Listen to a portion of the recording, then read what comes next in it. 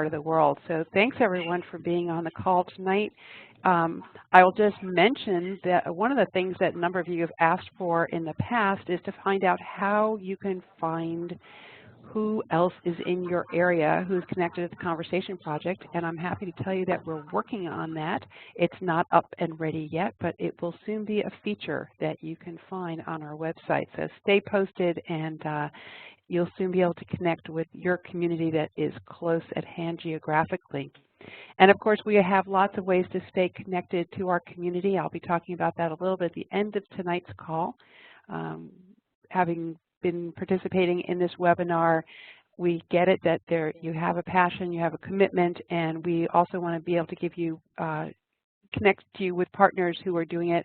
One of the things I heard at a conference at the very end of a long day was someone who stood up and said how much it meant to her to be in a room full of folks who were all working on a similar thing to improve end-of-life care for everyone, and that we don't always know that when we're out there doing it on our own. So finding this community and finding ways to stay connected is an important part of keeping our energy going.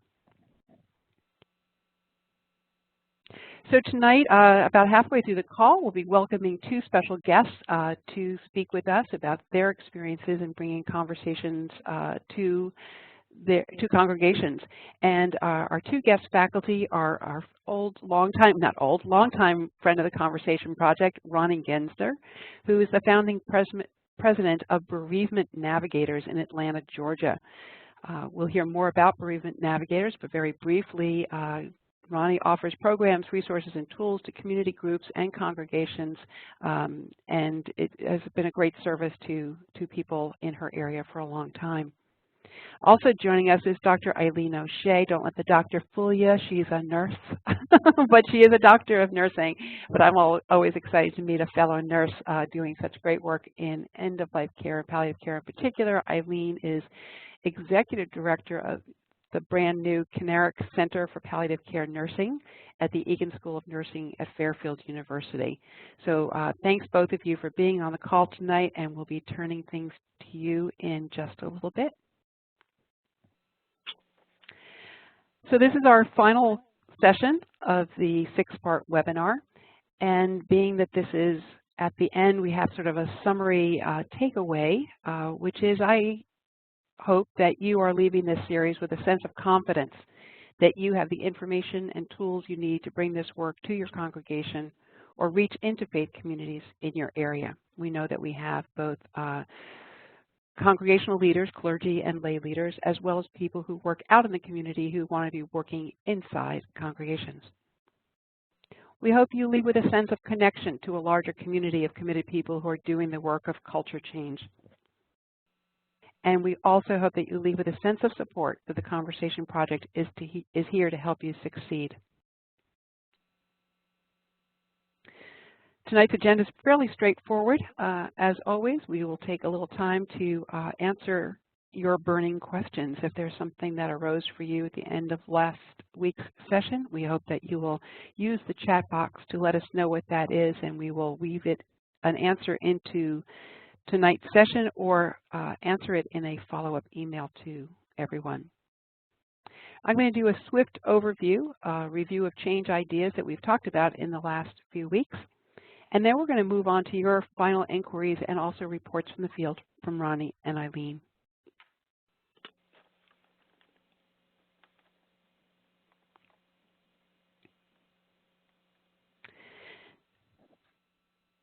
At the beginning of this session, we talked about 6 reasons why we believe congregations are ideal settings for introducing advanced care planning conversations.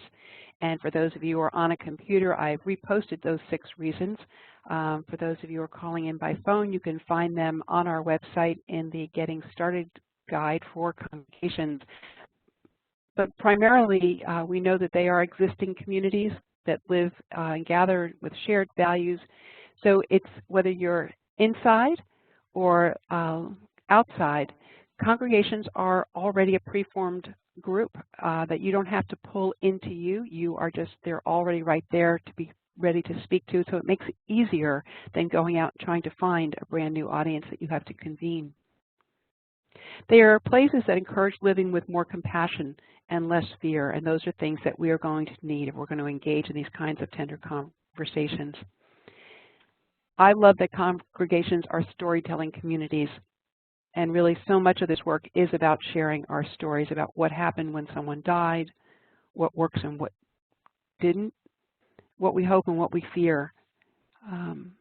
Telling our stories and having someone to listen is key, and that happens in congregations. They're places where we plant seeds of culture change, and we need some culture change. That's why we're all on this call. They like to eat together, so there are chances to kind of gather around a table, break bread together, and focus on a conversation on a topic that can be challenging, but we do it in a setting that is comfortable, perhaps even over some comfort food. And we know that the resulting conversations are remarkable for their intimacy and liveliness. And congregations are already positioned to reach and support people with serious or advancing or life-limiting illness, as well as their families and caregivers and clinicians.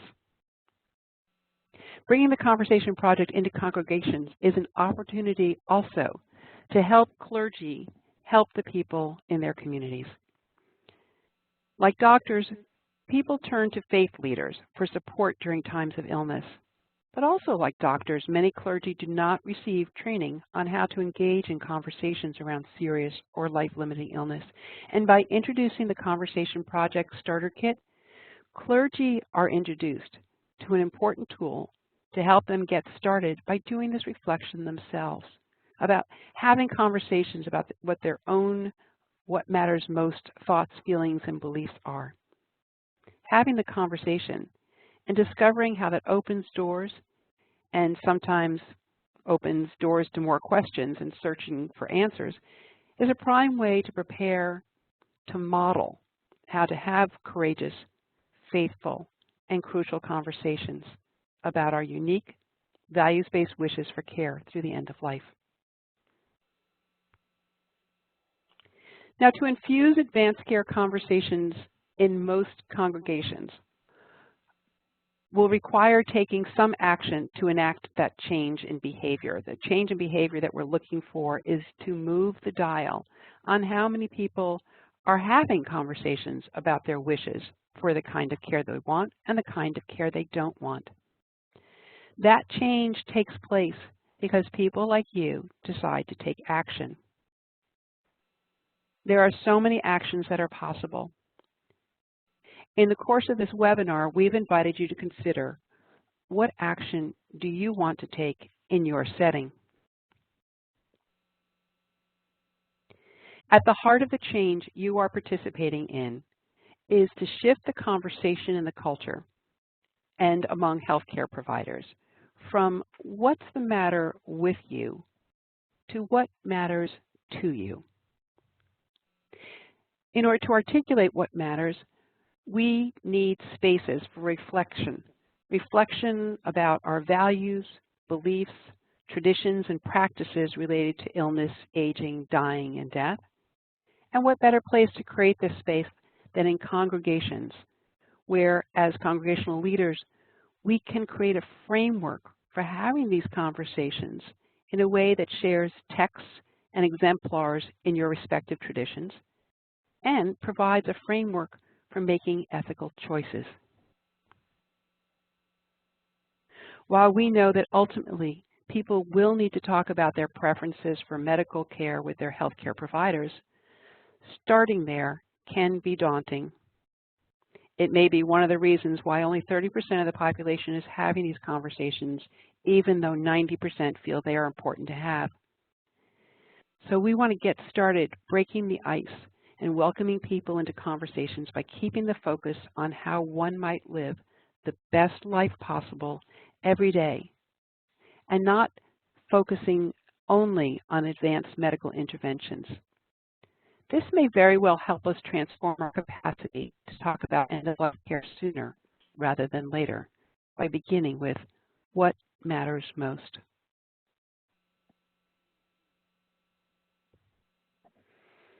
So we've asked you to think about actions that might lead to change, and that change being more conversations, in 3 pockets of work that are common to most congregations. sermons, pastoral care, and programming. And I'm going to circle back now to these three categories and briefly lift up a few key ideas we hope you'll be carrying away from this call series. We've talked about sermons and why sermons matter, because they're designed to create change in our thinking, our feeling, our acting, change in people, in institutions, and society. Sermons reach people in a familiar way, in a familiar setting. And by using a sermon to address a congregation that gathers on a regular basis, we recognize that people have an opportunity to circle back, have more conversations, gain support or clarity by asking questions about what they heard. We believe sermons are so important to this change activity in a congregation that we created a campaign called Conversation Sabbath. This year, it runs October 27th to November 5th. That's 2 weekends and a week in between. We really hope that those of you who have been listening in will encourage congregations, your own and congregations in your area or in your denomination, to register for Conversation Sabbath online at theconversationproject.org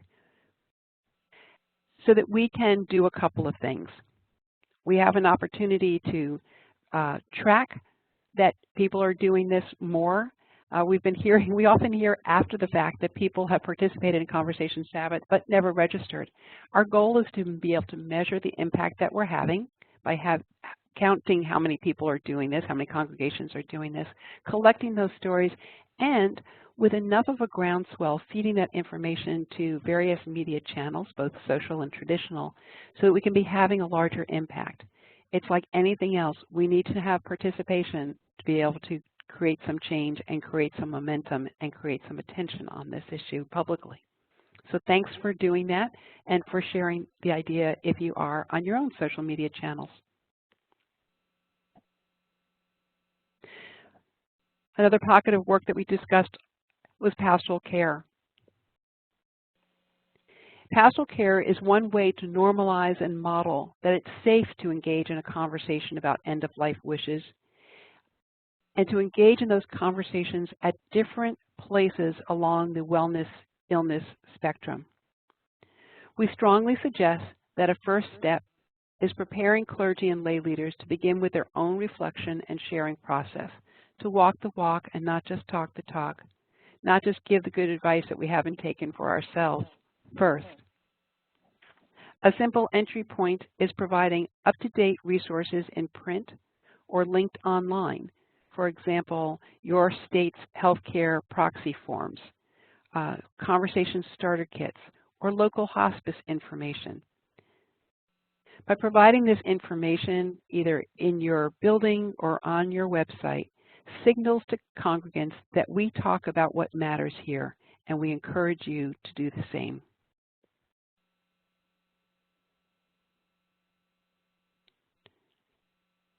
The third pocket is programming. And while there are millions of different kinds of programs that could be happening, I want to keep it simple tonight just to remind you that it's a good place to start is to assess what your congregation wants, what they need, and what resources you have, including expertise in people, time, space in the schedule, actually getting a room and getting a place on the calendar so you can communicate about that and not too many conflicts. And also, should you need it, some sort of funding for whatever it is that you might need, including printing out starter kits or providing bagels and coffee. The Conversation Project's free starter kit is a ready-to-use format for a workshop. It's really the thing that is one of the easiest things there is to do is to just pick up that starter kit and begin to use it. We have so much training around it, including a curriculum guide, an online speakers training guide. We hope that you will think that if you don't have to learn a million new things to be able to lead a starter kit workshop. It's a human conversation, and it is not neurosurgery, as I say frequently, please consider doing that, and also consider doing a follow-up session for the same group to offer them some accountability. People often come to these conversation starter kits because they want to have the conversation and they don't know how to get started. And even though they might leave encouraged to do it and motivated to do it, having that follow-up session just helps people know, I've got a deadline. I want to come back and tell my group I tried to have the conversation. A follow-up session also offers you an opportunity to evaluate just how did it go, what did people think, and you learn, did anything actually happen as a result of the workshop? It's a great feedback loop for yourselves so that you feel encouraged and inspired that it was worth the time and energy you took to plan and implement that program. We do encourage, when you're thinking about programming, to start with a small test with a receptive group. And we know that if there's something else you want to try, we would love to hear about it. And if you're looking for other ideas from the wider Conversation Project community, we have resources available on the website that are always changing. And if you find something that works, that you loved, that your folks loved, please share it with us so we can share it with others as well.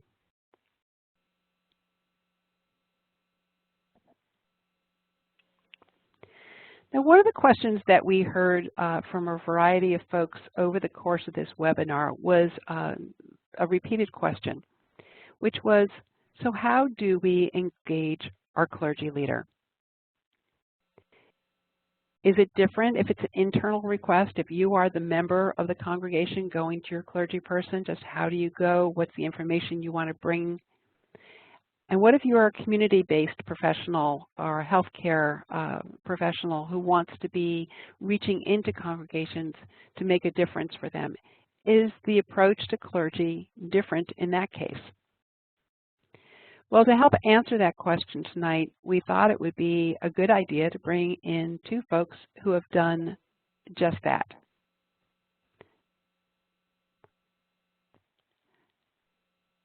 So tonight, as I mentioned, Ronnie Gensner is here with us tonight.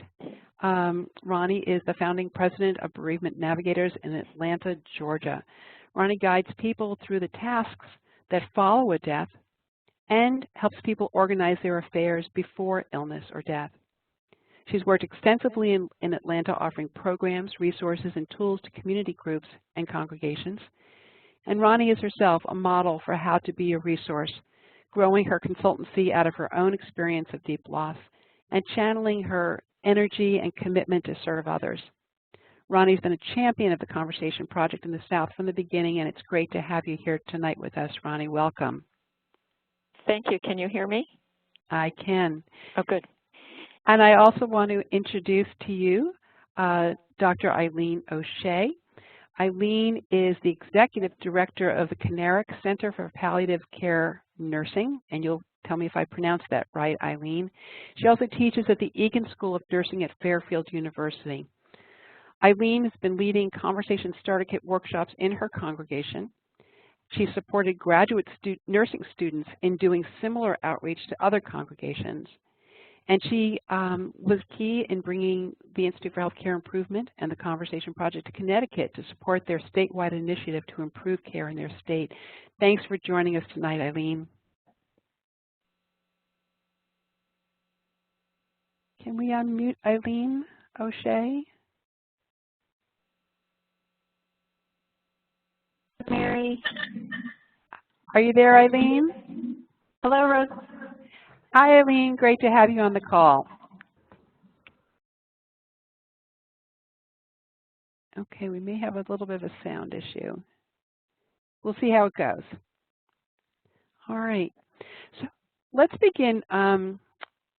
Ronnie and Eileen, I wonder if you would each tell us briefly in about a minute or less about your organization. Ronnie, can we start with you about Bereavement Navigators?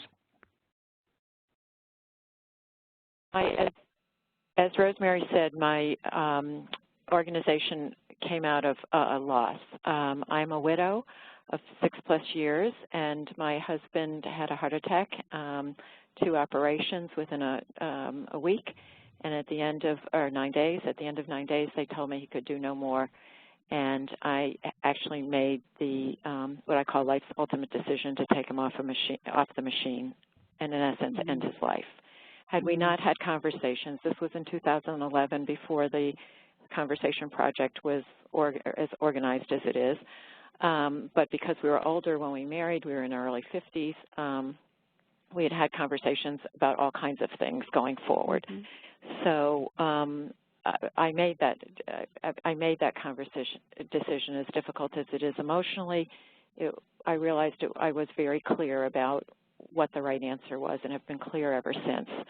As a result of becoming a widow, that's where the business formed, I thought it wouldn't be too difficult to settle all the affairs and do all kinds of things that one needs to do. And what I found out and learned is that there's a huge number, in many cases, of personal and practical things to handle outside one's professional service advisors, which means the estate or probate attorney, the financial advisor, the accountant, and the insurance person. And so this business was developed to guide widows and widows through all those personal and practical tasks that they may face. In addition, as the business started to grow, several people came to me and would say, I think we're prepared, but we may have some gaps. Can you kind of audit what we're doing and see what else we should be doing to be fully prepared? And so obviously, high on the list at the beginning of topics that we talk about is I ask them if they've had the conversation, but it's one small piece. It's really, I can't say small, it's a big piece, but it's one piece of many things that I want to make sure that people have done. All of that is all customized. There's no checklist. It's based on what people have done. So I think in a nutshell that describes my business. Great. And for people who want to know more about Bereavement Navigators, we've put a link to Ronnie's organization in the chat, and we'll be sharing it in a follow-up email as well. You probably like to see how she has framed this and made this offer to the wider community. And Eileen, can you join us now and tell us a little bit about your the new center that you are the new director of?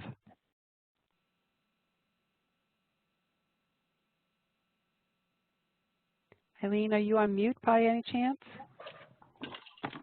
Can you hear me? Now we can hear you. Great.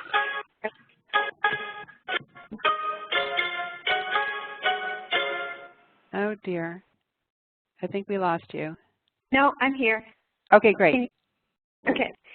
So I am at the Egan School of Nursing at Fairfield University in Fairfield, Connecticut. And this past year, we launched an innovative Center for Palliative Care Nursing Education. So our vision is to ensure that all of our nursing students, both undergrad and grad, as well as nurses in our local community, are able to integrate high-quality palliative health care into clinical practice. So this first year, we made a commitment to enhance our curricula by using national evidence-based practice palliative care education modules. And the Conversation Project was one that I became aware of through my efforts within a state organization. So Rosemary and her team came to Connecticut to educate us about the Conversation Starter Kit and the Conversation Project. A group of faculty thought it was just wonderful information that we could utilize to help educate our students. And since that one program, we at Fairfield have agreed to embed the Conversation Project into one of our graduate courses. And let's see, I think we started that about a year ago. Mm-hmm. And one of the activities that we do during the class session is we ask the graduate students to think about congregations that may really engage or appreciate the Conversation Project. And so they have conversations amongst themselves and they identify a list of places they would like to call, and the conversation project has scripts for students to utilize, and they make these phone calls and they assess a need or an interest at congregations, or they've also done senior centers. Since we've started this, 2 of the graduate students approached me and said that they are so interested in this because of their work, and they see the day-to-day need for these conversations. They asked if they could work with me and help me roll this out in some of our community. So during this past year, we've done 4 programs in 1 specific parish that's been quite well received. Okay, well that's fantastic, output at the end, Eileen, and we're going to circle back to you in just a second, to both of you, Ronnie and Eileen, about this idea of how you engaged the faith leaders. You're not clergy yourselves, and yet you've had success bringing advanced care planning conversations generally, and the conversation project specifically, into faith settings. So we want to hear from you about this. And I want to start with sort of the internal opportunities that you took advantage of. So how have you engaged faith leaders to basically get them on board and say, sure, let's do this? And Ronnie, can we start by telling us about how you brought this to your own congregation? Sure. First of all, I'm Jewish, and I belong to a what's called a conservative egalitarian Jewish synagogue, which means we're sort of middle of the road. There's Orthodox on one side, there's Reform, which we would say is liberal on the other side, and conservative is in the middle. It's not conservative as the word conservative is used, I think, in the Christian community. It's more, I like to say it's middle of the road. Mm-hmm. And our synagogue is now about 14 or 15 years old, so it's not a hugely long established synagogue, but my husband and I were part of the founding members of this synagogue. So we know our rabbis pretty well from the inception, and in fact I was chair of the marketing committee before it even, as it was starting. So we have a long history together. So in early August 2015 was when I first approached our rabbis, and when I say rabbis, plural, we have a husband-wife team.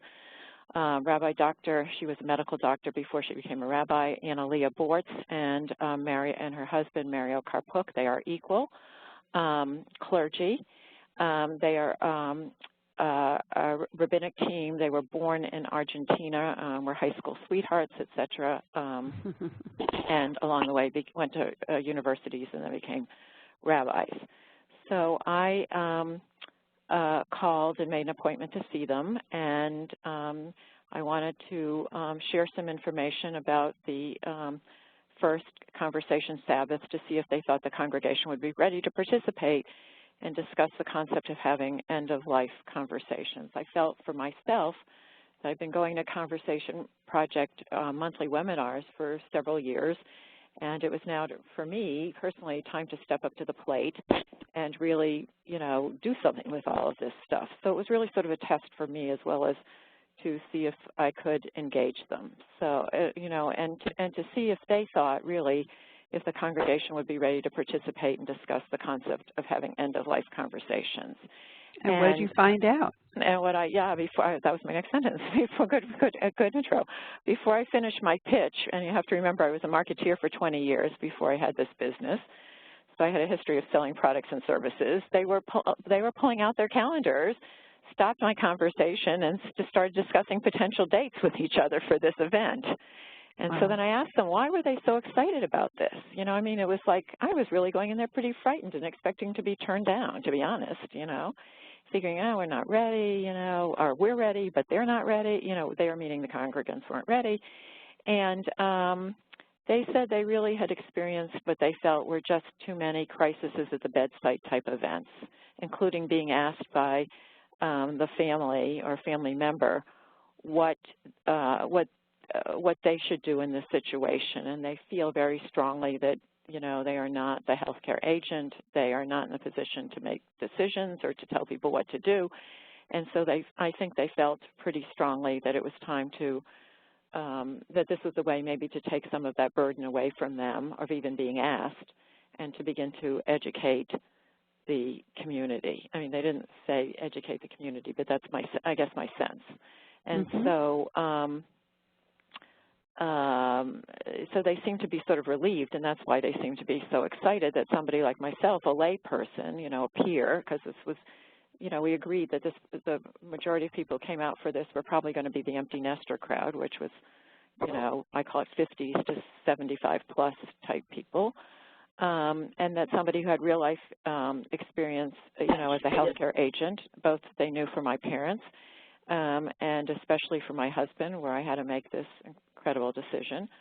And they also knew that I had been, you know, involved with the Conversation Project and gaining knowledge, and have been already doing presentations to other groups on various things related to advanced care planning and the conversation, and that they also knew I was pretty clear with them, or had been clear about with them all along the way, that I did everything that I talked about. You know, that you know, you ask me what, you know, do you have advanced directives? Yes. Do you have have you had conversations with your, in my case, my sister and brother? Yes. Have you had, I'm on Medicare, so have you had Medicare's end-of-life conversations with your doctor? And you know, I mean, I could check all the boxes and continue to check all the boxes. So they knew. So you were an exemplar yourself. I was the exemplar, yeah. And I really felt it was it's, you know, in one level, it's sort of been my responsibility, if I have this kind of knowledge, or, you know, maybe not perfectly, but, you know, a bunch of it, that to share this information and to get it out there to people who are really wanting it. And I've come to learn there's lots of people who want it. There's also lots of people who are not ready yet. Maybe will come along in time.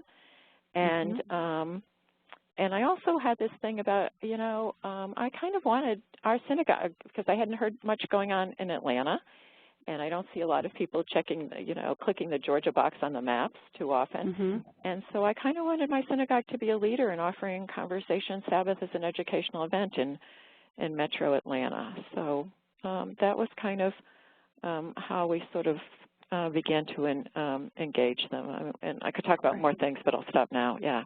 Okay, what we did. Great. Yeah. So a couple of advantages. You were well known by the rabbis, and you knew them and their story. You've been working together to help found this congregation. Right, You were engaged from the very beginning. And to your surprise, when you brought your information in, even though you were a little frightened in the beginning, it was amazing how responsive they were because of their own experiences. And I just want to put a kind of a yellow highlighter through this idea, which is that kind of like doctors also, when patients bring this up to their doctors, it takes some of the burden off the professional person there, that they don't have to be the ones who broach it. So it sounds as though they were actually relieved that a layperson brought this topic to them and said, what do you think? I think this would be a good idea. And they can kind of look and say, oh, well, this was a layperson's idea. They have a little bit of cover, but they also have sort of a test group of one that thinks it's great. So thank you for sharing those points with us. And I've come to realize, I hadn't really thought about it before, but I've come to realize that most of our programming of all kinds becomes lay-led, you know, totally lay-led. So I think if I'd really thought about that beforehand, I probably would have felt better, but yeah. Yeah, great. Well, thank you. I'm going to ask Eileen a similar question because, Eileen, I know that you were kind of looking at a couple of different neighborhoods to bring this conversation to, but you started, I think, inside your own congregation. Is that right? And how did that go? How did that happen? Rosemary, can you hear me, Rosemary? Yes. Okay, great. Actually, it wasn't my own congregation. I was approached by a physician who said he thought his congregation would want this information, and would I consider bringing the Conversation Project to them. So it wasn't, I was an outside person going into a new congregation that I'd never entered before. And how we went about it was the physician asked to coordinate a meeting with the pastor. It was a Catholic church. They have about I think, 2,500 parishioners. And he made an introduction. I set up a 1-hour meeting, and the pastor of the parish, along with another parish priest, came to meet with me, and the physician who was a parishioner also was in the meeting. So there was 4 of us. Mm-hmm. And as Ronnie just so well articulated, I went in thinking, they don't know me, they're not going to want me to bring the Conversation Project into their parish. I had all these kind of thoughts in my head. And what I did was I put together an agenda which shared the starter kit with them and outlined kind of a timeline, so I had a format to work from. And they, as Ronnie said, they pulled out their calendar books and asked me when I could start. Wow. Similarly, as Ronnie had said, they are accustomed to going to a bedside in a crisis situation, and the need is great. They don't know what the family's wishes are. The families have not had this conversation. Even as Catholic priests, they have felt as a loss because of the crisis situation that this when they get called to the bedside. So they invited me in, and they connected me with a team within their parish that could help me look at the details such as dates and advertisements. The priests also made pitches from their Sunday masses saying this is coming once the dates were established. So there was a lot of support, but the inroad was from a parishioner who just thought that the whole parish could benefit from the program. Wow, what a great story, and how I actually didn't get all these details from each of you ahead of time, and to find out that there's so much reinforcement of a similar path. Someone that is a known factor who helps make the introduction, that's great. And then despite your own nervousness, the excitement with which a lot of times clergy do meet this information because they have these experiences, too many experiences of seeing families in crisis, of not having a healthcare agent to speak for someone who is in extremis. Sometimes being the person who's been called as the clergy person has been named as a healthcare proxy and didn't know that they had been named that way is another experience I've heard from folks, and it's been my own experience. So in that large congregation, how many sessions did you have? We've had 4 so far. Okay. And I've learned a lot from attending this webinar because I think I would do things differently. Was it one or two of the points that would be different for you? We did a mass advertisement, here's the date and time, please come. I think I'd like to target a group within the church. So a group that's already meeting a certain time of week or days a week, a routine meeting that has a group already well gelled. Because I think the feedback as far as do we continue to grow or what might be the next topics, if they're already meeting and committed to the meeting, I think that might be a better way for me to grow. Okay, great. Good point. So I want to switch back to Ronnie because I know that you have also approached congregations that are not your own. And I wondered, did you have as easy a time as Eileen did in broaching this with other clergy?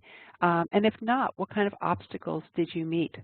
That's great, because I really wanted to respond to what she was saying and say, oh, that's a really great idea. That's what worked for me. What she just talked about was the fact that when I approached I approached, it was over a year ago, end of April 2017. I had heard about a program at a Reform congregation, very large one, 1,400 families, called Temple Sinai, and established a long time, I think in the 70s. I may be wrong, but at least that. And they had what they called a Sunday morning learning program. Now, in Jewish community, for people who don't know, Sunday morning is like a nothing time. I mean, it's like free time.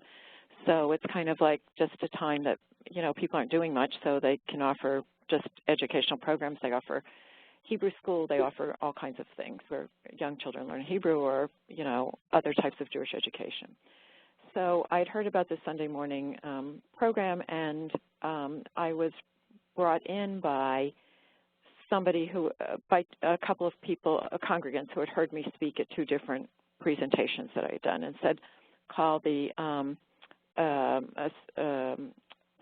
can't remember his title, if it's associate or assistant. It's like the number 2 person. And in their rabbinical staff, because they have 3 or 4 rabbis, and he heads this up. So I called him, and he said, the only opening I have for the next year, the 2017-2018 year, is May 6, 2018, which was slightly over a year away. I said, I'll take it, and that's what, and he was interested in this, and that's what brought me in. So it was what Eileen was just talking about, a targeted group. This is a group that I mean, you can come and go. It's not like a course. It's just different speakers every week, something to do on Sunday morning, learn about different things, wide variety, could be the arts, could be anything. But they seem to be some regulars. And so when Eileen was talking about a targeted group, I thought of this, and then as I was sharing with Rosemary before this webinar started, I spoke with the the director of membership engagement, which is really engaging people into their synagogue, and she would like me to come back and speak to an even larger group, so a different type of group, and we're going to meet next week and talk about that. And she used to be the executive director at my synagogue, so I believe it's all sort of networking and things that Eileen was just talking about, sort of focused, something existing, something where you think that group might be open to hearing about, you know, the conversation, et cetera, you know, advanced directives, whatever, that kind of thing. I don't remember all the things Eileen said, but it all resonated for me. So great. Eileen, say something next time when you know about what you say about. Yeah, so we should meet. Interesting, Ronnie. We'll later. I have a follow-up. I have 2 follow-up questions for you, Ronnie. One is, when you did your first program, so it took a year, you got the date, you had a group. Did you, this is putting you on the spot a little bit, That's fine. But did you do an evaluation of your own to find out what people's feedback was? Because clearly they evaluated themselves, they did an evaluation themselves internally and said, let's have her back. Somehow the word got out. But had you done some evaluation? Yes. On my synagogue, I did an evaluation. I wrote an evaluation questionnaire, had it reviewed, of course, by the rabbis and you know, friends and whatever, and who were helping me with the project. So I had that, and we got really fabulous responses, including what would you like to hear next, and I threw out some options in there, and as well as write-in, space for write-in. And I really went to the rabbis a year later and said, let's do conversation Sabbath again, but with a different topic.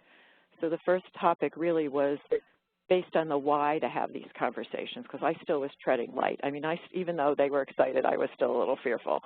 So we sort of talked about what's the importance of having these conversations. And then the second year, I really was really focused on the hows. And and I did a second evaluation. We got great response there. However, those are probably the only 2 evaluations I've ever done, because I really was looking for feedback and direction and things like that to know if I needed to modify things. When I've been doing it at this other congregation, and I've been doing it at trade associations like the Estate and Probate section of the American Bar and a wide variety of other groups, I tend not to have an evaluation, although sometimes they have their own, but it may not. But it may be very generalized questions, not as specific as I was asking. So I would do that, but sometimes I'm also so time constrained, especially if it's a program where they're offering the organization can offer continuing ed credits, and I have exactly an hour, and I really have more material than that. So it's hard enough to keep them in the seats for that, and especially if I'm doing nurses or case managers, stuff like that, and they have to get back, and I'm in a hospital or something, and they have to get back. So there's something I have to give up, and I give up the evaluation, or some other things, Okay, so that, thank you for being honest about that. So it's interesting that somehow there was an informal evaluation that must have been done at Sinai because they are having you back. And and I think it was basically informal in the sense of word of mouth, So one of the questions that has come in, and this will be for both of you, is do you charge for these presentations? I'll start with you, Ronnie, just a simple yes or no, and then Eileen. Yes, when I think I can get it, and no when that they never pay anybody for anything. And if it's something that I want to do and it's not too far, or if it's going to, I did a speech a couple of weeks ago in Chattanooga to clients of a financial advisor, an elder care attorney, and an estate and a trust attorney, and I knew they weren't paying for it, but I did it because I wanted to be introduced to into the Chattanooga, Tennessee community. So and I do an hour. I mean, I really don't do a lot. I mean, I do a lot, but I don't do extras. Okay, great. And Eileen, do you charge for what you do in congregations? No, I do not, but I have had grant funding to support. So if I wanted to supply bagels and food, I have that money too. Okay. Can I just say one more thing? That the congregations have been providing bagels and food. Temple Sinai offered to pay me. I didn't even ask, and I did it because for free because I'm a member of Or Hadash and wanted to give back. So that was how that was determined. Okay, wonderful. So from your perspective, what difference has it made? Oh, so Eileen, I want to come back to you again. Are you a member of a congregation? Have you tried this internally in your own congregation? I am a member of a congregation, and I have not personally reached out. I have had a student, remember I said during our class time, students will make calls, and that my congregation was contacted by a student, and the pastor or whoever was supposed to did not get back. It was kind of we'll get back to you, and no one ever did. My issues are as students make these calls and identify new sites, it's difficult for me to meet the need, being one person. So we could be offering many different places, or I could go to my own congregation. For right now, I think I want to see things through with the one parish that we started with to see where this might go. But I feel that I don't have enough manpower because I do this on my own time outside of my day job. Okay. So we can almost see that there's there's probably more demand than there is supply, and one of the answers to that could be your cadre of nursing students, of course, who have been trained a little bit, but finding also people in the congregation that you currently are working in depth with, identifying people there who might be interested in being you to carry the work on in their congregation or to carry it out to other congregations in your area. Right. Just something to think about. And it's interesting that the nursing student who reached out, you were a potential go-between, but that didn't quite work out. The student still didn't get a call back from the pastor. Correct. So while that can be a great way to get in, to have someone who introduces you to a clergy leader, if that clergy leader is feeling particularly overwhelmed or under-resourced, it could be hard to get that call back. And Ronnie's, story, I think, is something for us to be paying attention to, this idea that there can be a very long runway. And with that, I actually kind of want to move on to some other thoughts. I know you both have a lot to say, but I'm realizing our time is growing short, and we might have a few final comments at the end. But I want to just make this point to those who are on the call tonight, that it can be a long runway, that not everyone is as ready as you are to champion talking about end-of-life wishes or advanced care planning.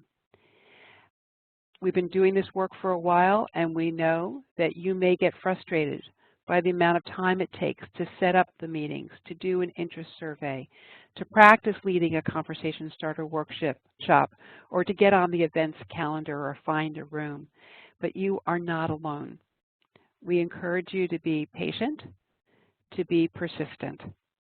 We have heard this from many of our allies and champions across the country, and especially in congregations.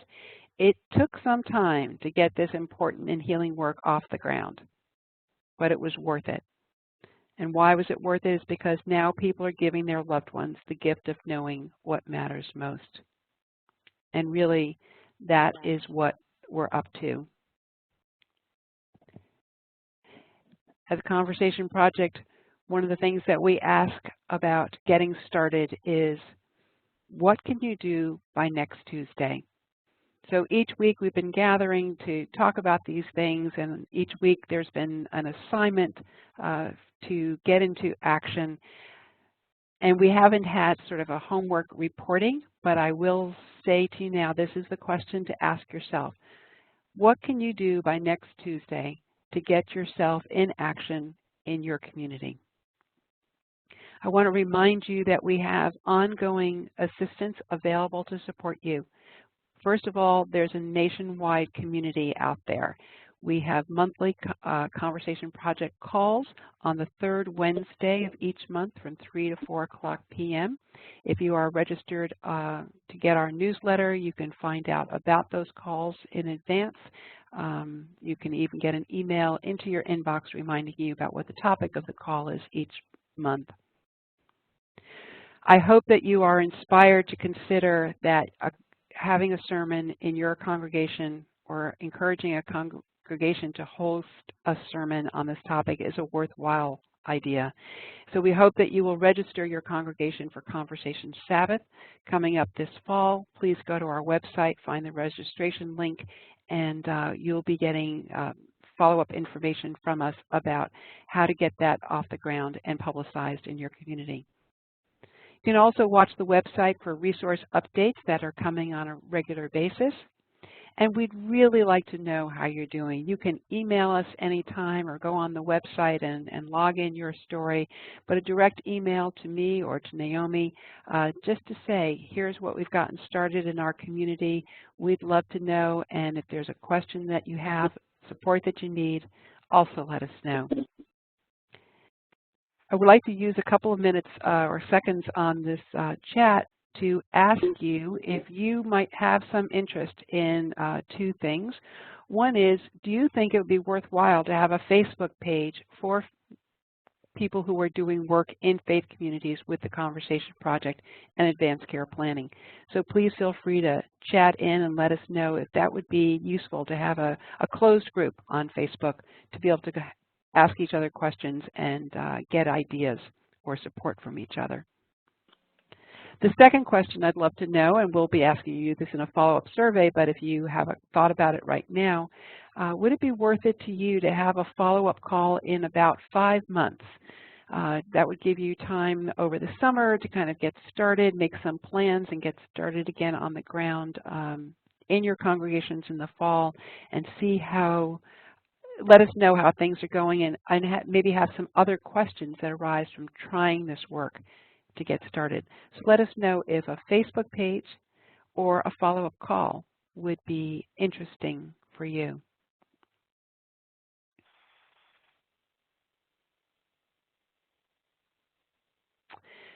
We will be archiving this entire webinar series on our Facebook page, on our website at theconversationproject.org/faith. That should be up in about 2 weeks. So if you want to come back and review any sessions or share it with others in your community so that you have a team that's as well prepared and well versed as you are, please share the webinar archive with them. We'll be sending you a follow-up email with the recording of this call and the slides. It will also include a follow-up survey. Please give us your feedback on how we can improve this offering. Do we need to do fewer sessions but for a little longer period of time? Was 6 weeks too much of a commitment, or was it paced just right? What about the time of day? We tested something new this time by offering it in the evening on the East Coast so it could reach other parts of the country at different times. How did that time work for you? Is there another time that would make it more accessible for you? And what about the platform? Did you like using this webinar that we offered? Or would something like Zoom, where you can see each other and the presenters and maybe have a breakout conversation with each other, would a different platform be useful? Especially if you have experience with that, we'd love to know what kind of platform you have enjoyed using. Before shutting down out of this webinar tonight and turning your computer completely off, we hope that you will do the quick pop-up survey at the conclusion of this call. You just X out of the WebEx Training Center and the survey will pop up. I'm seeing some comments on the side that people are liking the idea of a closed Facebook page. And maybe 5 months for a check-in call would be too long since Conversation Sabbath is in 5 months. So let us know when you think it would be good to have a follow-up offering or how else we can support you between now and the next period of time. I will let you know that in the special interest topics of the community calls, we will be having those monthly community calls that I referenced. There will be one specifically on Conversation Sabbath in August. Okay, I'm just looking through the chat here. So as we get ready to end this session, I share a quote with you that cultivating a subtle day-to-day awareness of the reality of our mortality is a profound spiritual practice. To engage in conversations about what matters most to us about living and dying is a gift we give ourselves and our loved ones. It is one of the best ways to ensure that we will not leave others in the dark and that our wishes for care will be respected. This is the work we do as faith leaders, as members of congregations, as members of the human family. And for ourselves, this cultivation as a spiritual practice is something I leave you with as an idea I hope you'll contemplate and continue to take deep into your heart and your meditation. One of my favorite benedictions is one I'm going to offer for all of us tonight, and that is keep awake. Rest deeply in your faith, be courageous, be strong, and let all that you do be done in love. Thank you, everyone, for your service to so many. Thank you, Ronnie and Eileen, for joining us tonight. Thank you all for the work that I know you'll continue to do. Please stay in touch. Take care, everyone. Good night.